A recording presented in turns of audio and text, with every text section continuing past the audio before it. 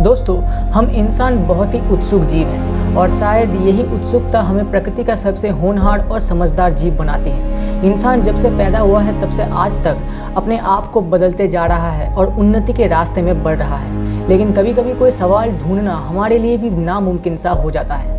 तो आज के वीडियो में हम ऐसे ही एक क्वेश्चन के बारे में बात करने वाले हैं जिसका जवाब भी आप लोगों को इसी वीडियो में मिल जाएगा। दोस्तों, ये सवाल आप लोगों को कभी ना कभी एक बार तो ज़रूर पूछा गया होगा कि बताओ, अंडा पहले आया है या फिर मुर्गी। दोस्तों, ये सवाल हज़ारों सालों से भी ज़्यादा समय से अनसुलझी थी, लेकिन आज के समय पर हमारे पास इसका जवाब मौजूद है। फर्स्ट ऑफ ऑल, ये क्वेश्चन जब भी किसी को या फिर किसी ग्रुप में कहा जाता है तो हमारे सामने दो साइड बन जाते हैं। एक साइड कहता है कि सबसे पहले तो अंडा आया था जिसकी वजह से पृथ्वी में मुर्गी का जन्म हुआ था, और दूसरा साइड कहता है कि मुर्गी ही पहले आया था, मतलब मुर्गी के द्वारा अंडा आया था। हम सब अपने पोजीशन पर सही होते हुए भी गलत हैं, क्योंकि हमारे पास मुर्गी या फिर अंडे का पहले आने के बारे में कोई सही कंक्लूजन नहीं था। बट थोड़ी देर वेट कीजिए, क्योंकि आपको इस वीडियो में इस पैराडॉक्स के बारे में सब कुछ पता चल जाएगा। तो ज़्यादा टाइम वेस्ट ना करते हुए शुरू करते हैं आज का वीडियो। सो आप लोगों का फिर से स्वागत है साइंस एंड फैक्ट्स में।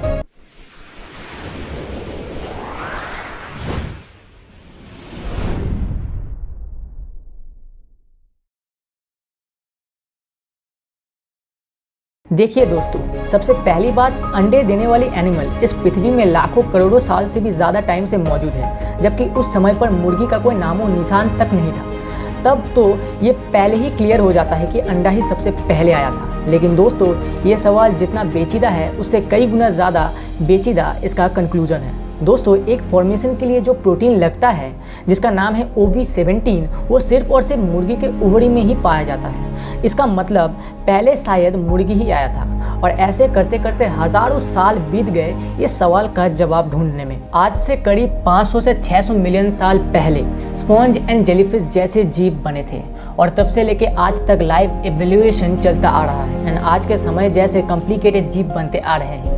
आप लोगों ने सर चार्ल्स डार्विन का मतवाद सर्वाइवल ऑफ द फिटेस्ट के बारे में तो ज़रूर सुने होंगे। इसका मतलब है कि अपने आप को प्रकृति के हिसाब से ढाल लेना। दोस्तों, लाखों करोड़ों ऐसे जीव थे जो पृथ्वी से गायब हो चुके हैं। इसका रीज़न है इन्वायरमेंट का चेंज हो जाना, और जो जीव बच जाते हैं उन्हें ही सर्वाइवल ऑफ द फिटेस्ट कहा जाता है। और ये चीज़ पॉसिबल होता है DNA म्यूटेशन की वजह से। जब दो ऑर्गेनिज्म रिप्रोडक्शन करते हैं तब उनके अंदर मौजूद जेनेटिक प्रॉपर्टीज़ अगले ऑर्गेनिज्म तक निर्वाह होता है, लेकिन ये जेनेटिक रेप्लिकेशन कभी भी एकदम 100% सही नहीं होता है। मतलब पैदा होने वाले ऑर्गेनिज्म के अंदर थोड़ा थोड़ा करके जेनेटिक प्रॉपर्टीज़ में चेंजेस देखने को मिलता है, बट ये चेंजेस बहुत ही कम होता है। बट हज़ारों सालों के बाद ये जेनेटिक म्यूटेशन की वजह से एक अलग ही प्रजाति का जन्म होता है। तो सिंपल सी बात है कि आज के समय पर हम जिस मुर्गी को देखते हैं वो भी एक अलग ही प्रजाति के DNA म्यूटेशन का रिजल्ट है।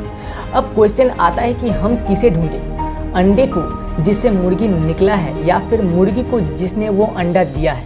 ये थोड़ा सा कॉम्प्लिकेटेड है ना। साइंटिफिक कम्युनिटी के माने तो आज से लाखों करोड़ों साल पहले जब चिकन का कोई नामो निशान तक नहीं था, तब चिकन जैसे ही दो बर्ड्स, मतलब ऑलमोस्ट चिकन जैसे ही 99% जेनेटिक प्रॉपर्टीज मौजूद थे, जिसे प्रोटो चिकन कहा जाता है। जब ये प्रोटो चिकन एक दूसरे के साथ मेटिंग करते हैं तो DNA म्यूटेशन की वजह से अंडे से जो नया प्रजाति बाहर आता है वो होती है चिकन, मतलब आज के समय का चिकन। अब आप कहेंगे कि चिकन सबसे पहले आया था। दोस्तों, ये भी हो सकता है कि वो प्रोटो चिकन एक चिकन एग निकालते हैं जिससे चिकन निकलता है। अब आप कहेंगे कि अंडा ही सबसे पहले आया था।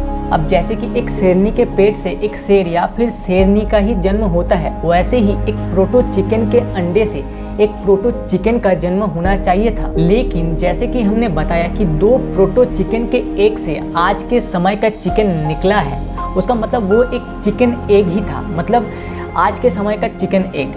क्योंकि एक प्रोटो चिकन एग से मॉडर्न चिकन नहीं निकल सकता है। शायद बहुत साल पहले प्रोटो चिकन से प्रोटो चिकन का ही जन्म होता था, लेकिन DNA म्यूटेशन के चलते एक टाइम पर प्रोटो चिकन्स के अंदर एक चिकन निकलता है। तो दोस्तों, हज़ारों साल पुराना इस क्वेश्चन का आंसर है सबसे पहले मुर्गी नहीं बल्कि अंडा आया था। इस कंक्लूजन को समझना थोड़ा सा मुश्किल है। सोचिए कि आज के समय पर इंसानों से इंसानों के बच्चे ही पैदा होते हैं, लेकिन लाखों सालों के DNA म्यूटेशन के चलते हम सब एक अलग प्रजाति बन जाते हैं, लेकिन पेरेंटल ऑर्गेनिज्म चेंज नहीं होंगे जैसे प्रोटो चिकन के साथ होता है।